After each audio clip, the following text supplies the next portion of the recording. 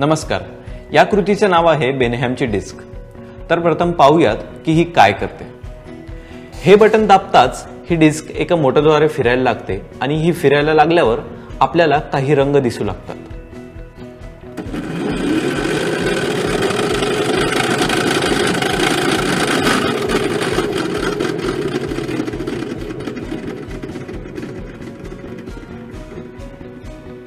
हे थांबल्यावर आपल्याला दिसतं की ही डिस्क तर ब्लॅक अँड व्हाईट आहे.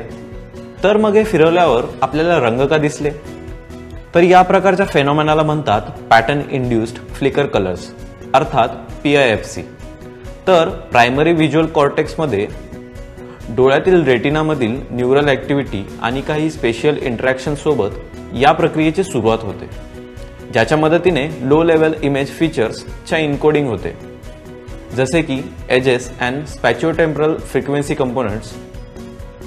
बेनहॅमचे डिस्क आणि इतर काही PIFC यावर संशोधन होत आहे, ज्याचा उपयोग डोळे आणि व्हिज्युअल ट्रॅकशी संबंधित काही आजारांचे निदान होण्यास डायग्नोस्टिक टूल म्हणून होऊ शकेल.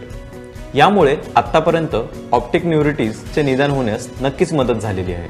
तुम्हाला माहिती आहे का, ही खेळणी बनवणाऱ्या चार्ल्स बेनहॅम नावाच्या एका इंग्लिश व्यक्तीने या प्रक्रियेचा शोध लावलेला आहे सन 1895 मध्ये.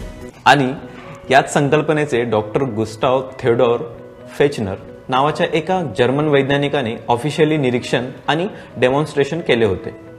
तर पुन्हा भेटूया लवकरच नवीन प्रयोगासहित. धन्यवाद.